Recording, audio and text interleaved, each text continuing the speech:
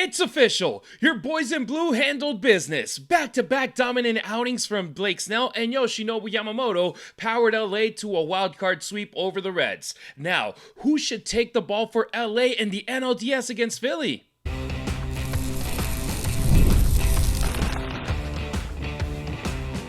You are Locked On Dodgers, your daily Los Angeles Dodgers podcast. Part of the Locked On Podcast Network, your team every day. It's time for Locked On Dodgers, part of the Locked On Podcast Network, your team every day. Thank you so much for making us your first listen every morning. We are free and available wherever you get your podcasts and on our YouTube channel. Your Los Angeles Dodgers have made it to the National League Division Series after sweeping the Cincinnati Reds, the only wildcard team to get a sweep in this round. We're diving into the wildcard sweep, the bullpen's eighth inning struggles again, and who should take the mound for the Dodgers against Philadelphia. Travis, that was a walk in the park for LA for almost every inning except the eighth on both nights. Yeah, that's about as low stress of a playoff series as you're going to find, minus the typical bullpen hookups. But they did a good job. They, on to Philadelphia, where I think that if they can get by them, it's starting to look pretty good because I think the Phillies are the best team they're going to play. He's Travis Rodgers. I'm Harry Ruiz, two guys who talk sports for a living and bleed Dodger Blue for life. You can get more Travis on 710 ESPN LA or the ESPN LA app from 3 to 6 p.m. with the Travis and DeMarco Show. As for me, I'm the Spanish play-by-play broadcaster for the USC Football Trojans and the Las Vegas Raiders. But nothing beats jumping on the mic every weekday morning and diving deep into what I love most, talking Dodger baseball with you. And we want you to be a part of our show. Hit us up on the Locked On Dodger listener line, 279-3-LOCKED or 279-356-2533. You can either leave us a voicemail or a text, and you might be featured in our show tomorrow. Friday, we're going to go with some of the voicemails that we have from yesterday, from during the week, because we want to hear from you. So hit us up right now. Travis, what a statement. The Dodgers sweep the Reds in 2 games, and they did it in 2 very different ways. Game 1, the long ball was a star. The offense exploded. Game 2, it was small ball, 9 drives, doubles in the gap, 13 hits, 6 of them for extra bases, and not a single one of those left the yard. Yeah, they're swinging the bats up and down the lineup too, right? It's not just that Shohei hit a couple of home runs or Teoscar hit a couple of that. Almost through the entire order, they're getting production, especially down towards the bottom. Whether it's Kike Hernandez, whether Ben Rortvedt got on base a few times last night. Big guys are always going to be the big guys, so that's obviously something that they can count on. But when you start to get some production down towards the bottom of the lineup, that is a totally different thing. And then you combine it with the starting pitching that they've had, and it's a pretty good formula. We just got to figure out the 8th inning. Andy Paez was the only player who didn't get a hit from the starting lineup for the Dodgers. And I have a feeling like, hey, we trust Andy Paez very much in that dugout, that the team is not worried at all. They're like, hey, you're not going to go get on base with hits every single game. There's going to be one where you don't, or a couple that you don't. Andy Paez, he's got a great glove in the outfield. He's going to take care of business. And speaking about great gloves, Teoscar Hernandez, man, that error in the first inning, it would have been an inning-ending pop fly that maybe you and I could catch, Travis, and that Teoscar, for some reason, he wasn't able to. Extended the inning. 2 runs were scored because of it. Yoshinobu Yamamoto more than likely didn't go into the 8th inning because of that error. He had to go 10 more pitches after that. And it's like, you have to minimize those mistakes. And right now, wild card round, Cincinnati Reds being the opponent, it didn't cost the Dodgers a single thing because they ended up winning by 4. When you're playing the Philadelphia Phillies or the Milwaukee Brewers or the Cubs or Padres, whoever comes out of that wild card series, that mistake, that error might be the difference at the end of the game. Yeah, I think you're spot on. I think that's the best example of it. Another example of it was the little flub that Kike had in left field in the 8th inning, where he just misplayed a single into extra bases. And you're right. It did all of the things that you said it did. The Teoscar dropped the ball.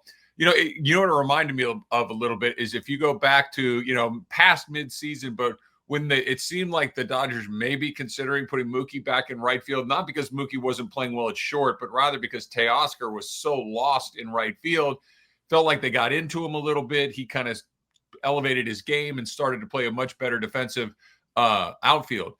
that was I mean, like you said, that was just a terrible drop. It was an easy play. He just missed it. And I guess that can happen occasionally, but you're exactly right. It basically took whatever amount of innings Yamamoto was going to throw and reduced it by one, because he had to throw almost an entire inning's worth of pitches to work his way out of the game there.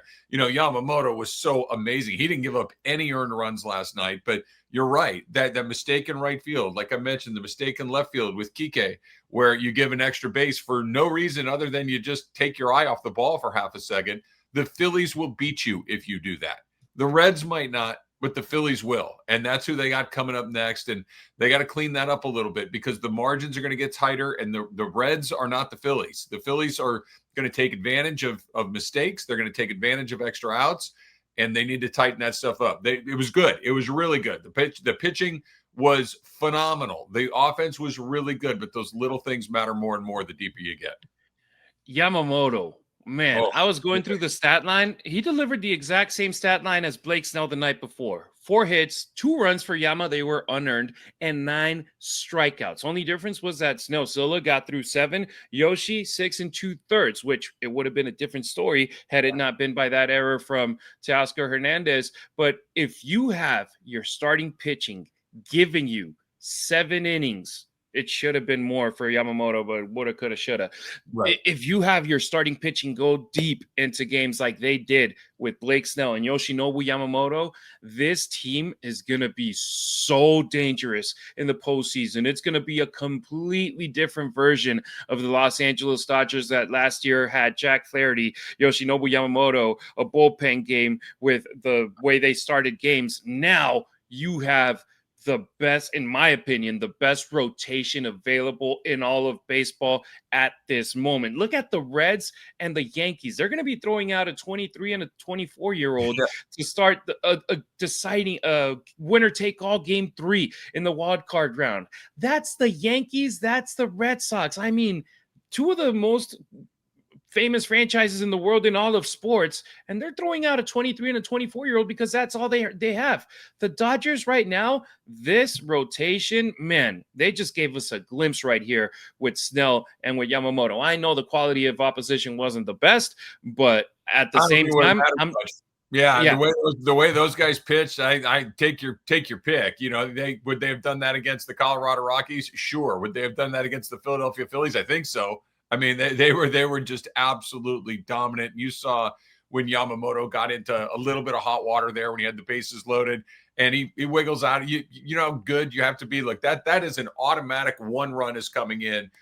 Just if you hold it at 2, you've probably done a halfway decent job. He gets out of there with a 0. Their starting pitching is.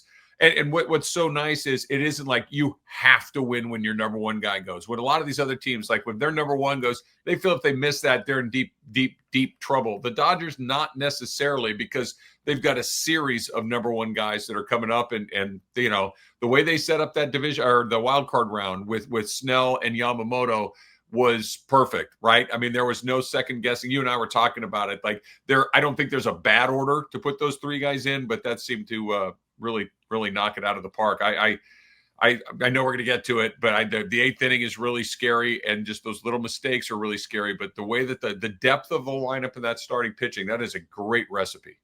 You mentioned the bases loaded in the 6th inning. Yamamoto, he was able to get a ground out to Mookie, who got the out at home, and then he got 2 back-to-back strikeouts where it was like the whole stadium was holding its breath because it was a 3-2 game. It was a 1-run game, and the Reds, all they needed was a sac fly to tie it and at least be like, okay, we're not losing in this game. I actually went, Travis, and checked. The Reds hadn't been ahead, didn't have a lead in a playoff game since 2012.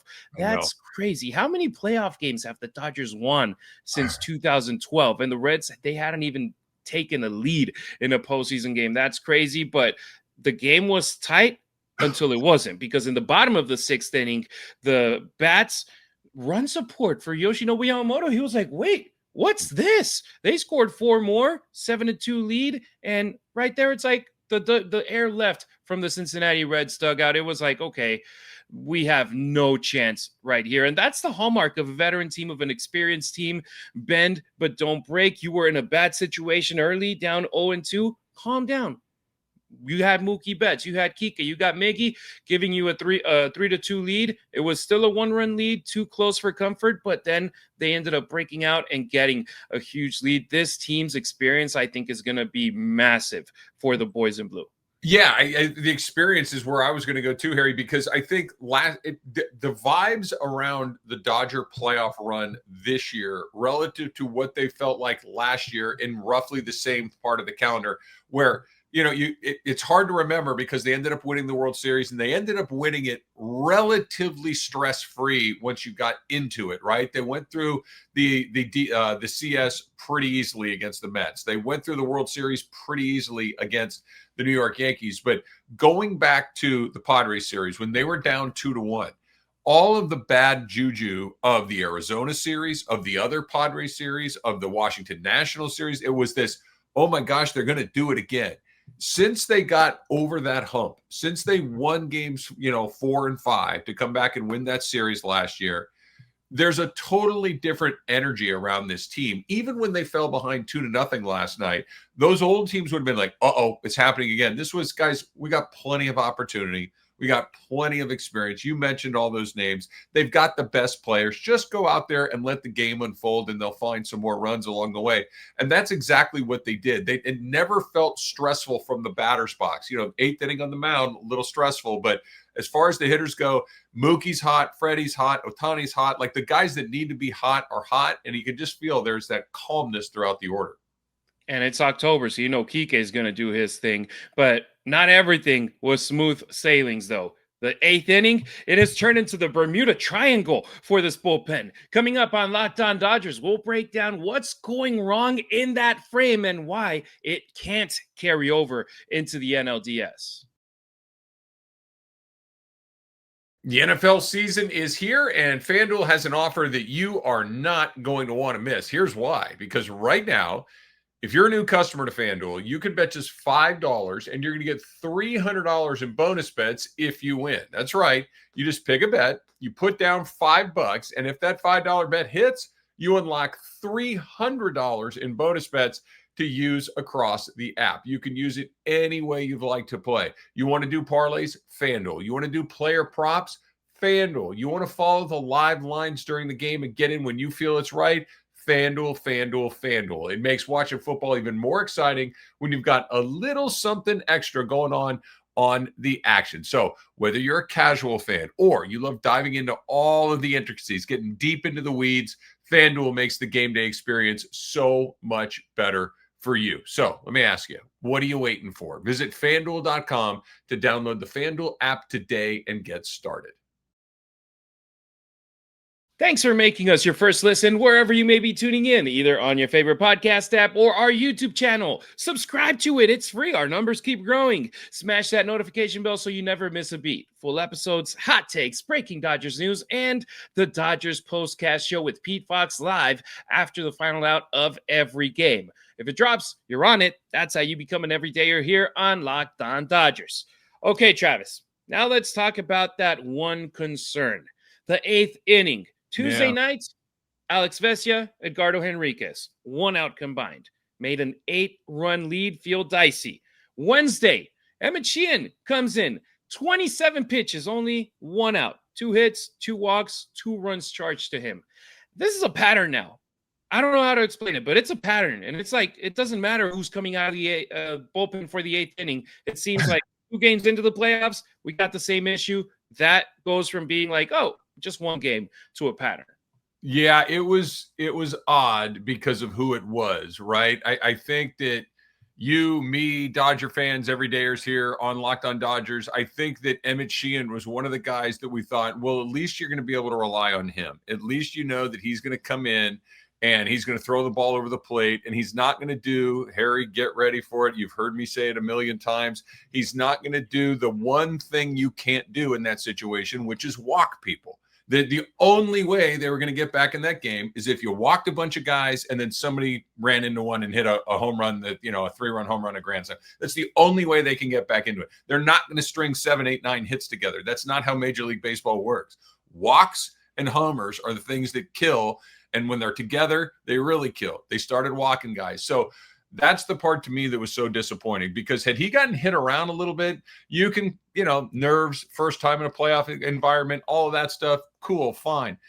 I can't use you if you don't throw the ball over the plate. And these weren't misses just off the plate. These weren't misses that maybe it was on the edge, maybe it wasn't. They were misses by a mile. They weren't competitive pitches. You can get to those 2 strikes, but they're not putting guys away. They're falling behind right out of the chute, 1-0, 2-0, 2-1, to where guys can hunt cookies. Like, I know we'll probably talk about this coming up in a bit, but you saw Roki Sasaki come in later in the game, and he was strike 1 to every guy. Every guy. Well, you watch Blake Snell, you watch Yamamoto, strike 1, strike 1, strike 1, take control of the at-bat, and Sheehan didn't do it last night. I'm gonna be optimistic here for a sec, Harry. I'm hoping that was his first time dipping his toe into that environment, a playoff environment, full house, Dodger Stadium, all that stuff. There's a lot of pressure, even though there was a big lead, that maybe the next time that comes around, he's a little bit better. He's not really a relief pitcher. That's something that he's trying to learn on the fly, but that was jarring, because I think he was one of those guys that Dodger fans were hoping on. Well, we'll have Sheehan, we'll have Kershaw, maybe you can find one more guy, maybe that's Sasaki, but Sheehan really took a step back yesterday. Absolutely. And I mean, you look at the situation where a third of the hits against the Dodgers in this series were in the 8th inning. 7 out of the 10 walks that were given out by Dodgers pitchers were in the 8th inning in this wild card round. You look at the earned runs, 5 out of the 7 earned runs in this series were in the 8th inning. It's just like, this is the issue right now. And yesterday in the post that I did, the post-game video, where, by the way, when I was doing the show with Jeff Carr, the crossover edition on Tuesday, and I said the Dodgers were going to sweep, I had a lot of people saying, it's like, dude, it ain't going to be that easy, man.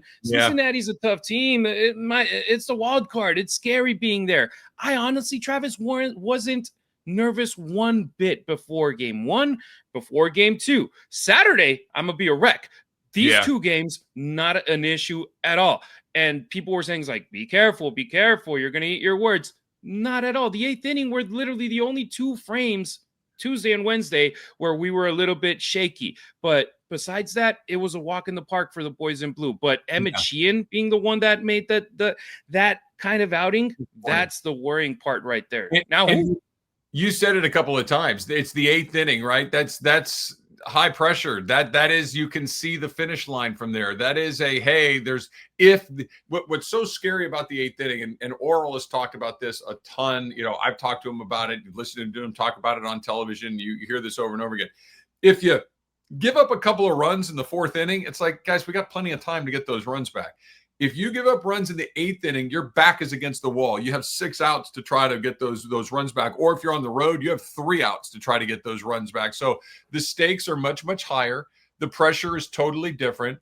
Those guys that we saw the last couple of nights were unfamiliar, other than Vezina. Vezina had been through it before, and we've seen him perform better. He again, I was a little surprised to see him again last night, but at least I know that he's in there, and it's not because he's never felt it before. Those other guys, they've never really felt that before. So hopefully Sheehan's a lot better the next time through. But that 8th inning, it's a coincidence to some point, but it's also not totally unexpected, because the pressure gets bigger and bigger the deeper you get into the game.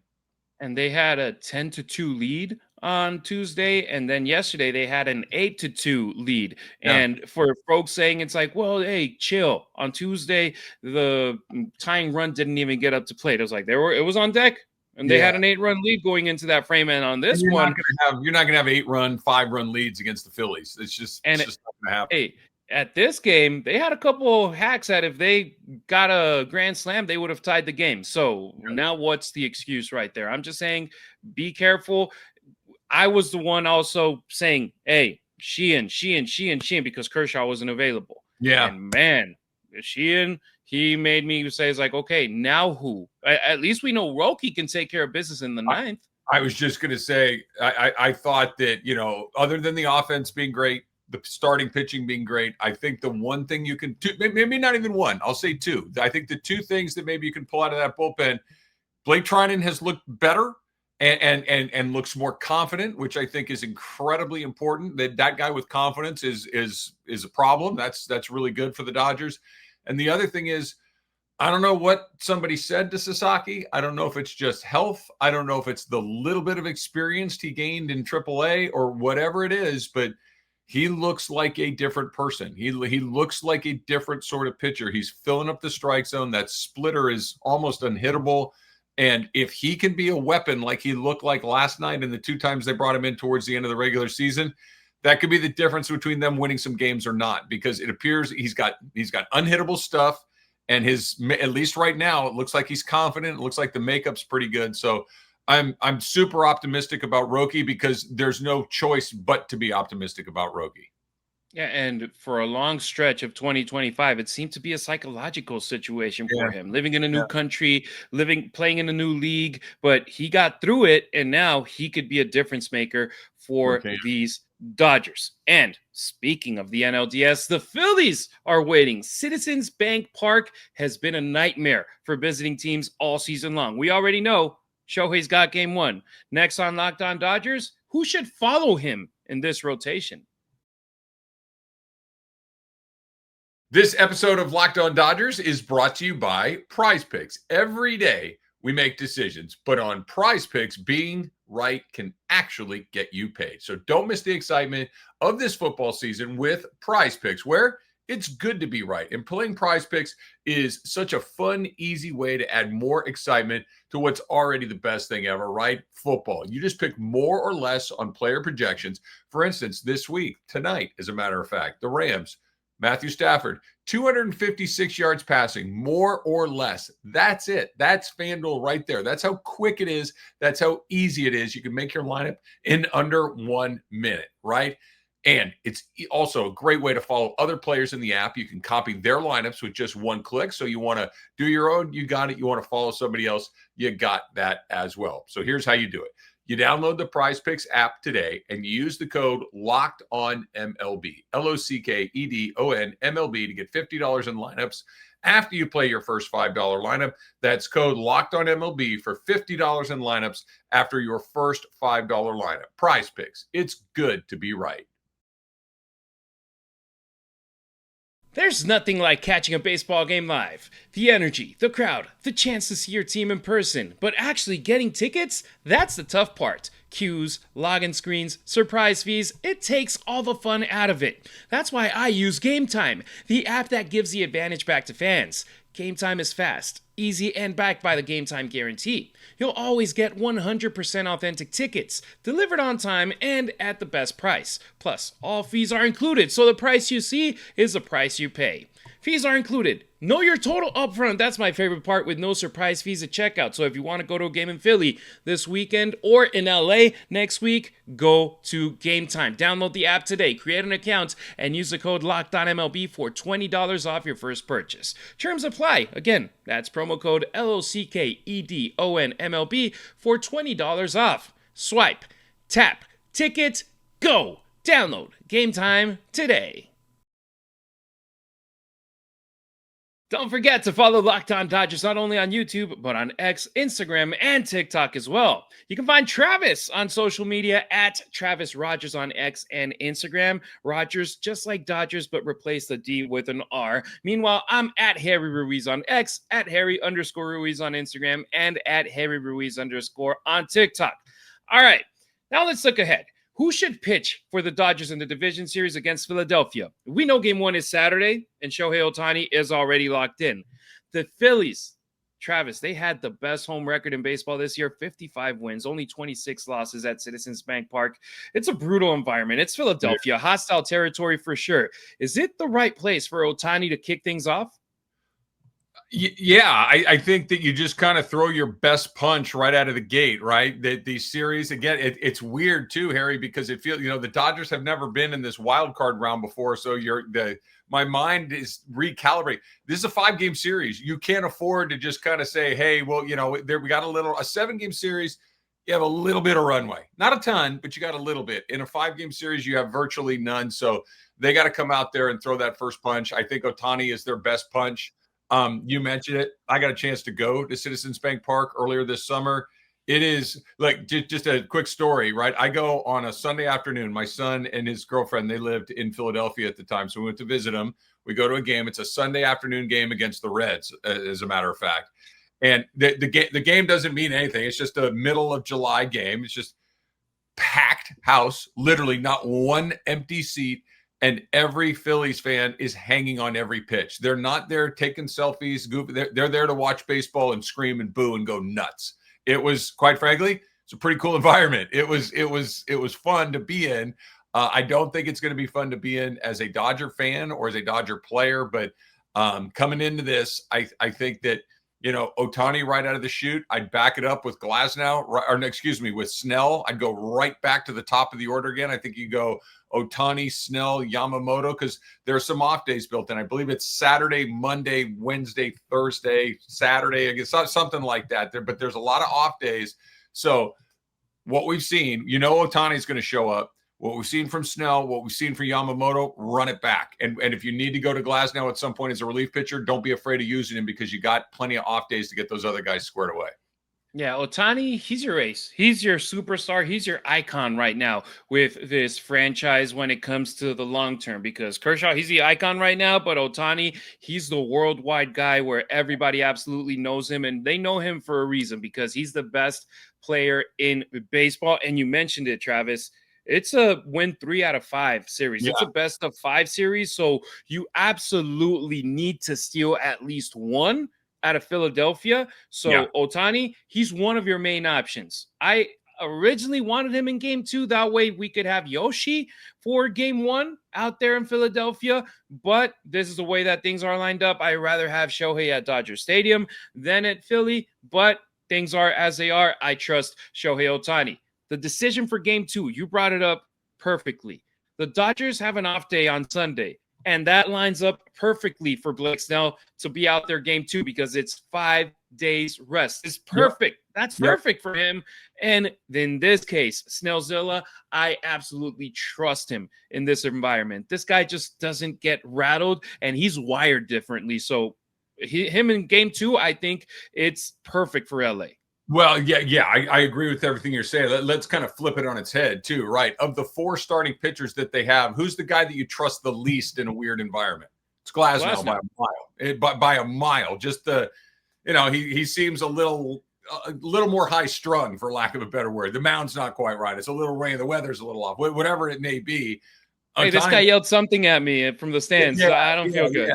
Ohtani, he's not going to deal with that. Yamamoto, that dude's the nastiest, most competitive guy that's not named Blake Snell, who's probably competitor number 1 along the way. So putting Glasnow in Dodger Stadium makes the most sense to me. So throw in Ohtani and throw in Snell in Philly, and then backing it up with Glasnow and Yamamoto back at Dodger Stadium, and then figure out game 5 if it goes that far. When you got to get there, maybe you can get back to Ohtani again at that point. I think they're in pretty good shape as far as the starting pitching goes. I like how it lines up. So Yamamoto, if he pitches game 3, which is more than likely what's going to happen, he'll have 6 days off between the Wildcard start on Wednesday and his next start over at Dodger Stadium. But that's actually how they go out in Japan. They get 6 days rest between starts. I know that he's been in the big leagues now for 2024 and a full season in 2025. I feel that that's lines up great for him to have 6 day starts. Now I'm a little bit worried though with Glasnow, with him getting almost 2 weeks off between his last start and this one by the time that he takes the mound next time. Would you, Travis, in this case, line him up as a reliever in game 1 or game 2 and just take that as a throwing session? You've been a pitcher in the past in college. What do you think about that solution? 100%. It like you said, he hasn't pitched in a week, right? So he's fresh. He probably will not get a start for another week. Throw him, right? Like he may be your first out of the pen option if the game, like let's say Ohtani goes 6 innings, right? I think that Glasnow could be one of those, hey, go do your side work in real time. The playoffs get weird, man. It's all hands on deck. Guys pitching innings that you never expect them to pitch in. Guys come in to, they're taking guys out with 1 and 2 counts. When was the last time you saw something like that happen? Last night, that was bizarre. So weird stuff happens in the playoffs. So I wouldn't think it's a surprise at all if all of a sudden you see Glasnow pitching in relief in Philadelphia. And if they don't need him, then maybe you don't need him. Maybe you use Kershaw in that situation. Maybe you give Sheehan another look at it. Maybe there's some opportunities for Roki there, but you're going to want to have Glasnow break a pretty good sweat. Like to your point, you don't want him to go 2 weeks between throwing. So I think you're likely to see him in some role. Yeah, we saw the Dodgers give Kershaw that relief outing in Arizona, and then he pitched on Sunday in Seattle. I think it's going to be a very similar situation here where if they need an inning or two from Glasnow, take it as a throwing session for him. So that's what we want, Travis. It'll eventually become official, but you and I were completely on the same page right there. Ohtani game 1, that one's confirmed. Game 2, Blake Snell. Game 3, Yoshinobu Yamamoto, and have Tyler Glasnow available out of the bullpen in one. I would imagine the first game on Saturday, because you don't want to throw him out there on Monday in case you do end up needing him on Thursday. Well, look, yes, I agree with that plan, but let's say it is the Monday game that you need him in. The Saturday game, for whatever reason, there's never an obvious opportunity to put him in the game, but there is an obvious opportunity to put him in the game on Monday. I would still do it, because what you can do in this situation is, if you had to, even let's say the game got weird, it goes extra innings and he ends up throwing much more than a side session, you still have Kershaw that if you needed to start a game 4, you're in pretty good shape with. If Clayton Kershaw's okay, that's fine. Even Emmett Sheehan in that situation, if you had to go back to him so you could use Glasnow strategically, it wouldn't have to be that if I use him today, I have nobody coming up for game 4. You have plenty of guys available to pitch game 4. It's a luxury that the Dodgers have, and they should take advantage of it. The embarrassment of riches that the Dodgers have by investing that much money on their roster. Travis and I were pretty much on the same page. How would you set up the rotation for the NLDS? Let us know in the comments below, or by hitting us up on our Locked On Dodgers listener line, 2793-LOCKED, 279-356-2533. And that's going to do it for today's Locked On Dodgers. Thanks for making us your first listen every day. We'll be back on Friday to preview the NLDS as the Dodgers head out east to take on the Phillies for the first 2 games of the series. It's a long road trip, Travis. You did it this year. That's a long flight out there east. It is. It's a long flight, and it's a tough place to play, and they need to come back with a win. Look, if they can get 2, awesome, but they need to go in there and get a win, and it's a really difficult environment to get a win in. But we trust our boys in blue that they will be able to come out with at least 1 dub. We appreciate you riding with us. Until next time, keep it real, keep it Dodger Blue.